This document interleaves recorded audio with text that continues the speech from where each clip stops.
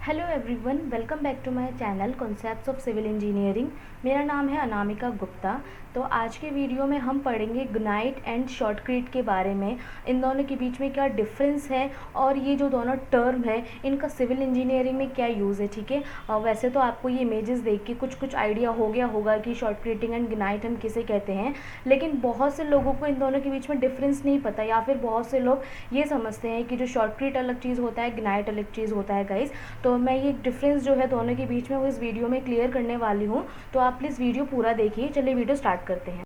तो देखिए, सबसे पहले ये जानना ज़रूरी है कि ग्नाइट एंड शॉटक्रीट आखिरकार एक्चुअली में होते क्या है। ठीक है, तो देखिए ग्नाइट एंड शॉटक्रीट एक दो ऐसी ट्रेड टर्म्स होते हैं जो कि स्प्रेड कंक्रीट के डिफरेंट टाइप को बताती हैं, यानी कि एक ऐसी कंक्रीटिंग जिसे हम स्प्रे के थ्रू करते हैं। ठीक है, ये हम स्प्रे के थ्रू तब करते हैं जब हम वर्टिकली कंक्रीट को ईजीली पोर नहीं कर सकते हैं, या फिर कंक्रीट को एक नॉर्मल वे में पोर करना पॉसिबल नहीं है। उस कंडीशन में हम क्या यूज़ करते हैं, ये जो पाइप वाला प्रोसेस है जिसे हम शॉटक्रीट बोलते हैं, वो यूज़ करते हैं। ठीक है, तो एक्चुअली में होता क्या है, इस प्रोसेस के अंदर एक हॉपर होता है जिसके अंदर कंक्रीट पेस्ट होता है। ठीक है, एंड जो कि एयर, इसके अंदर एयर के प्रेशर से ये अप्लाई किया जाता है। ठीक है, बेसिकली ये तो हो गई एक सिंपल टर्म हो गई हमारी। ठीक है, दूसरी चीज़ ये कहाँ कहाँ पे हम ये यूज़ करते हैं, ये सॉल्यूशन कहाँ कहाँ पे यूज़ किया जाता है। तो देखिए बेसिकली बहुत सारी ऐसी जगह है जहाँ पे हम डायरेक्ट कंक्रीट पोर नहीं कर सकते। लाइक वाइज टनल्स हुआ हमारी, ठीक है, अंडरग्राउंड स्ट्रक्चर्स हो गए,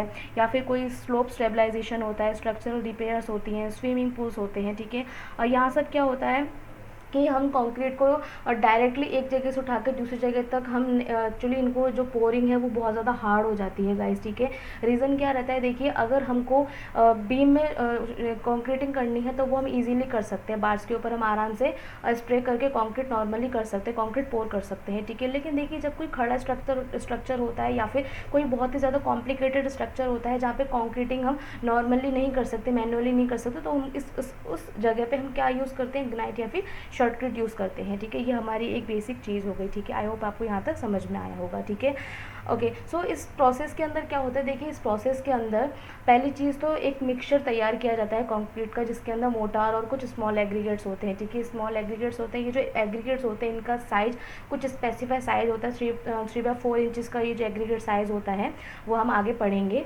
तो इतना होना चाहिए, ये एक स्टैंडर्ड साइज़ होता है, वो बहुत ज़रूरी होता है। ठीक है, उसे एक पाइप हॉपर के अंदर भरा जाता है, भरा जाता है, उसके बाद एयर पावर की हेल्प से एक बहुत ही ज़्यादा हाई वेलोसिटी पर उसको स्प्रे किया जाता है। ठीक है, जहाँ पे हमको कंक्रीटिंग करनी होती है वहाँ पर इसको हम क्या करते हैं, अच्छे तरीके से स्प्रे करते हैं। ठीक है, दूसरी चीज़ ये, जब हम ये शॉटक्रीटिंग कर रहे होते हैं उस टाइम पे ये क्या, हमें ये इंश्योर करना बहुत ज़्यादा ज़रूरी है कि जो हम कंक्रीटिंग कर रहे हैं वो कंसोलिडेशन और कॉम्पैक्ट दोनों एक साथ करें, जो यानी कि जो कॉम्पैक्शन है वो भी इसके साथ में हो, साथ ही जो कंसोलिडेशन है वो भी दोनों मटेरियल के अच्छी तरीके से मटेरियल का हो जाए। ठीक है, अगर ये नहीं हो पाएगा तो क्या होंगे, वॉइड्स क्रिएट हो जाएंगे। ठीक है, वॉइड क्रिएट होने की वजह से क्या हो जाएगा, फिर श्रिंकेज, क्रैक्स, ये सारी प्रॉब्लम्स क्रिएट होंगी। ठीक है, तो ये तो था हमारा बेसिक एक डिफरेंस, एक बेसिक डेफिनेशन थी। ठीक है, अब हम देख लेते हैं इसके टाइप क्या क्या होते हैं।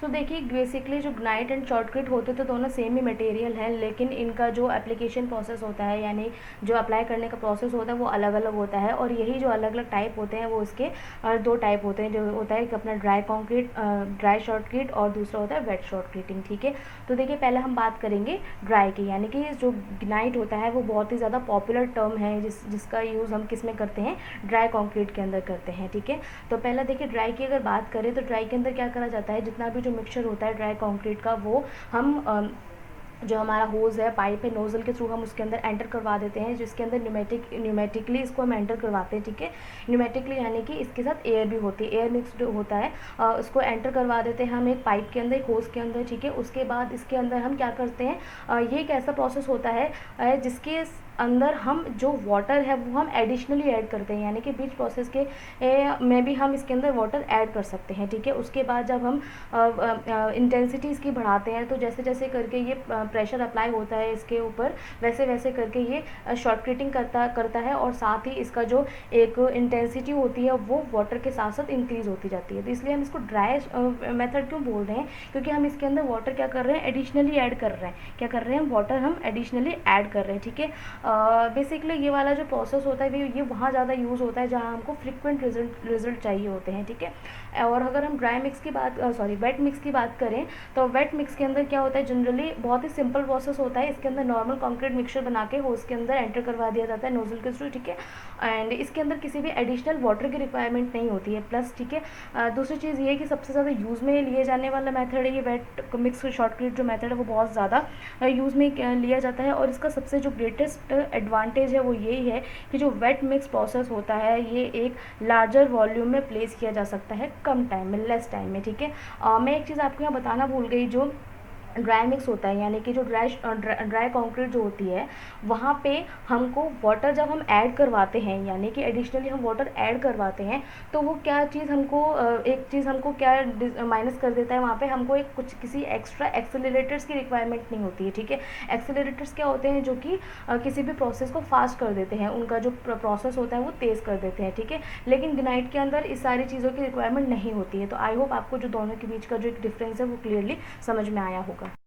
देखिए एडवांटेजेस देख लेते हैं ग्नाइट एंड शॉर्टक्रीट के क्या क्या होते हैं, उससे पहले देख लेते हैं इनका जो एप्लीकेशन है वो कहाँ यूज़ होता है। देखिए जो स्लोप स्टेबलाइजेशन होता है वो मैंने आपको पहले बता दिया था। दूसरा डोम स्ट्रक्चर्स जो बनते हैं डोम शेप के वहाँ पे भी यूज़ होता है, टनलिंग में यूज़ होता है, रिटेंशन वॉल्स में यूज़ होता है, जो वाटर टैंक्स बनते हैं, पूल्स बनते हैं, आर्टिफिशियल पॉन्ड्स होते हैं वहाँ यूज़ होता है, या फिर कोई माइनिंग एप्लीकेशंस होती है वहाँ पे, या फिर डाइक्स एंड डैम्स में भी काफ़ी ज़्यादा इसका यूज़ होता है, ठीक है।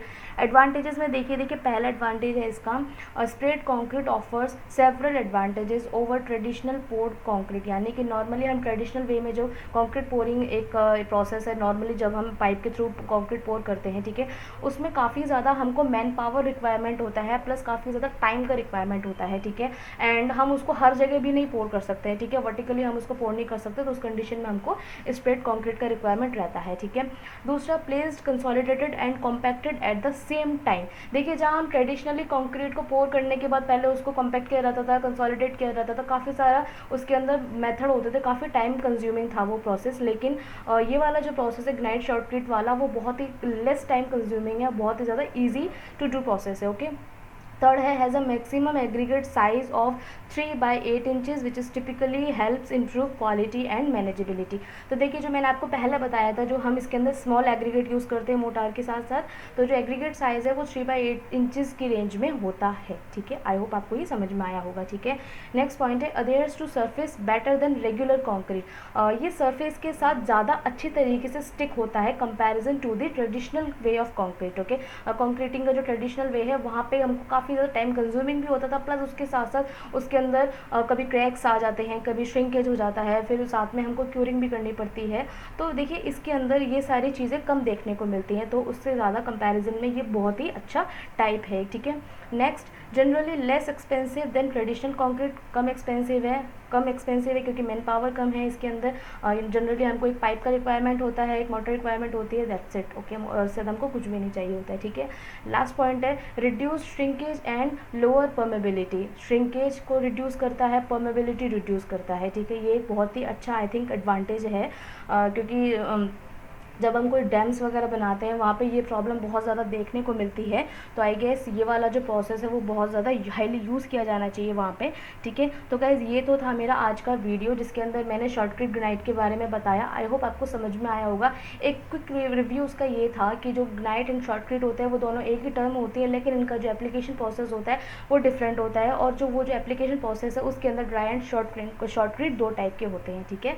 एंड ये जो ड्राई एंड वेट शॉर्टक्रीट प्रोसेस होता है, इसके सिर्फ फ़र्क इतना है, ड्राई शॉर्टक्रीट के अंदर हम वाटर एडिशनली ऐड करते हैं, और जो वेट शॉर्टक्रीटिंग होती है उसके अंदर हमको एडिशनल वाटर का रिक्वायरमेंट नहीं होता है, सिर्फ इतना सा फ़र्क होता है, ठीक है।